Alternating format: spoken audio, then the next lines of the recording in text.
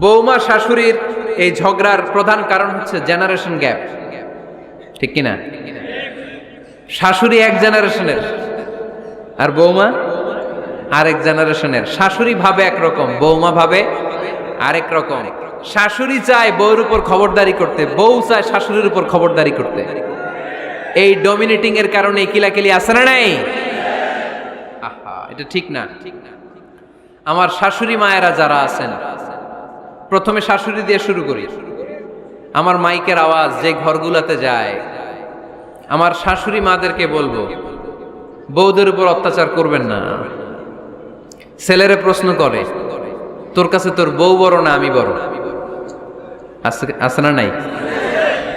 এটা একটা প্রশ্ন হইল। তোর বউ বড় না আমি বড়? দুইজনেই বড়। তো এক ছেলে সুন্দর উত্তর দিছে, আমার কাছে ভালো লাগছে উত্তরটা শুনে। এক মা প্রশ্ন করছে, তোর এতদিন আমি লালন পালন করে বড় করলাম, জীবন যৌবন তোর জন্য শেষ করলাম, আজকে বউ পাইয়া বউ তোর আপন হয়ে গেল?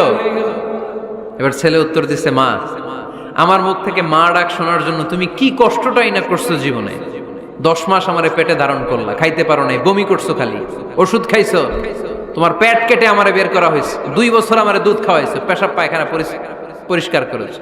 বয়স যখন 3-4 তখন তোমার আমি মা ডাকছি, এই মা ডাকটা শোনার জন্য তুমি এত কষ্ট করছো। আর আরেকবারের মাইয়া এই ঘরে আইসাই তোমার মা ডাকা শুরু করছে। যেই মেয়েটা তোমারে মা ডাকে সে আমার আপন হবে না কেন মা? ঠিক কিনা? এই মা ডাক শোনার জন্য তুমি এত কষ্ট করলা, আমার লালন পালন করলা, 10 মাস পেটে ধরলা, পেশাব পায়খানা পরিষ্কার করলা, এরপরে মা ডাক শুনতে পারছো। আর আরেকবারের মেয়ে জানা নাই চিনা নাই এসেই তোমার ডাকা শুরু করছে মা। তো যে আমার মারে মা ডাকে তার স্থান তো আমার কলিজায়, ঠিক কিনা? শাশুড়ি আম্মারা যারা আছেন, প্লিজ বৌমাদেরকে কষ্ট দিয়েন না। অনেক শাশুড়ি আছে পান থেকে চুন খসলে রেগে যায়, পদে পদে স্ত্রীর ভুল ধরে, বউয়ের ভুল ধরে, আছে না নাই? এটা করবেন না। সে তো নতুন, আপনার অনেক এক্সপিরিয়েন্স হতে তার সময় লাগবে, তাকে সময় দিন, তাকে ভালোবাসুন, ঠিক কিনা? না বুঝে সামান্যতে বৌমারে বদদোয়া দেয়, এরকম আছে না নাই? কিন্তু বুঝতে চায় না, বৌমারে যদি বদদোয়া দেয় তাহলে তার নিজ ছেলের পরিবারের ক্ষতি, পেটে ধরা যে ছেলে, ছেলের পরিবারের কিন্তু ক্ষতি, তার আপন নাতি নাতনিদেরই ক্ষতি। আওয়াজ করে বলেন ঠিক কিনা? বৌমাকে বদদোয়া দিয়েন না। বৌমাকে নিজের মেয়ের মতো দেখবেন। সমাধান আমি দিচ্ছি। কেমন দেখতে হবে? নিজের মেয়ের মতো। নিজের মেয়ে সকালে ঘুম থেকে ওঠে 11টা, ওইটা সমস্যা নাই। বৌমা কেন উঠলো না, ওইখানেই ঝামেলা, আছে না নাই? মেহেরবানি করে আপনার বৌমাকে আপনার নিজের মেয়ের মতো দেখেন। নিজের মেয়েরে যেমনি আদর করেন তাকেও অমনি আদর করেন। আপনার বৌমারে যদি আপনি কষ্ট দেন, মনে রাখবেন আপনার নিজের মেয়েটাও আরেকবারের বউ হয়ে কয়েকদিন পরে যাবে। আপনি যা যা করবেন আপনার মেয়েকেও তারা ওই রকম কষ্ট দিয়ে বাড়িতে ফিরিয়ে দিবে। চিল্লায় বলেন ঠিক কিনা? খবরদার, টিট ফর ট্যাট। ইট্টি মারলে পাটকেলটি খেতে হয়। এজন্য শাশুড়ি আম্মা জানারা যারা আছেন, বৌমার সাথে খারাপ আচরণ করবেন না মেহেরবানি করে। তাকে আপনি কষ্ট দিলে আপনার নিজের মেয়েটাও আরেক বাড়ির বৌমা হবে, সেও ওই বাড়িতে এই কষ্টগুলো ভোগ করবে। এগুলো যখন আপনি শুনবেন তখন আপনার চোখ দিয়ে পানি পড়বে কি পড়বে না? পড়বে। এবার আসেন বৌমার কথা বলি। বৌমা যারা আছেন মেহেরবানি করে, বৌমা যারা আছেন মেহেরবানি করে আপনার শাশুড়ি আম্মাকে নিজের মায়ের জায়গায় রাখবেন। আপনার বাড়ি ছেড়ে নতুন বাড়িতে আসছেন, তো এটাই তো আপনার বাড়ি। আপনার মা রেখে দিয়ে নতুন মা পাইছেন, এটাই তো আপনার মা। তো ওনাকে মায়ের জায়গায় বসাতে আপনার সমস্যাটা কোথায়? বৌমারা খেয়াল রাখবেন, আপনি আপনার শাশুড়ির সাথে যে আচরণটা করতেছেন, আপনার শেষ বয়সে আপনার ছেলের বিয়ে দেওয়ার পরে যে বৌমাটা আসবে ওই আচরণই আপনাকে ফিরিয়ে দিবে। The nature has its own return. প্রকৃতির একটা মাইর আছে, এটা শেষ মাইর, এটা শেষ খেলা। প্রকৃতির খেলা বড় খেলা। আপনি আপনার শাশুড়ির সাথে যে আচরণ করবেন, আপনার শেষ বয়সে আপনি একদিন শাশুড়ি হবেন, এটা মাথায় রাখবেন।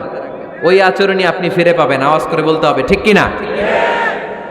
এজন্য 9 নাম্বার পয়েন্টস হচ্ছে মিউচুয়াল রেসপেক্ট। সবাই যেন সবাইকে ভালোবাসি। দোষ ছাড়া মানুষ নাই। সবার দোষ আছে, আমরা যেন একে অন্যের দোষ না খুঁজি।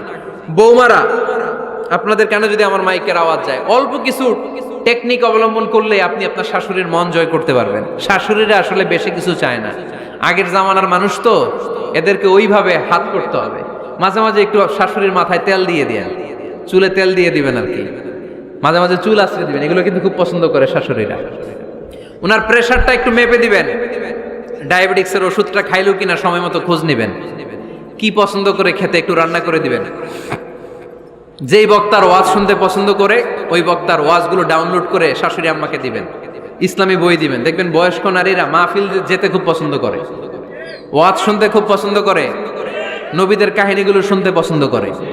বসায় বসায় একটু কাহিনীগুলো শোনাবেন। বাইরে বেরোলে জিজ্ঞেস করেন, আম্মা আপনার কিছু লাগবে কিনা। আর একটা টিপস আছে, চুল যখন আশ্রাবেন আর শাশুড়ির মাথায় যখন তেল দিয়ে দিবেন, তখন অতীতের কথা জিজ্ঞেস করেন, দেখবেন অতীতের স্মৃতিতে হারিয়ে গিয়েছে আপনার শাশুড়ি। কি জিজ্ঞেস করবেন জানেন? জিজ্ঞেস করবেন, আম্মা জান, মুক্তিযুদ্ধের সময় আপনার বয়স কত ছিল? ওই সময় মুক্তিযুদ্ধের সময় আপনাদের এলাকায় কি কি হয়েছিল মা?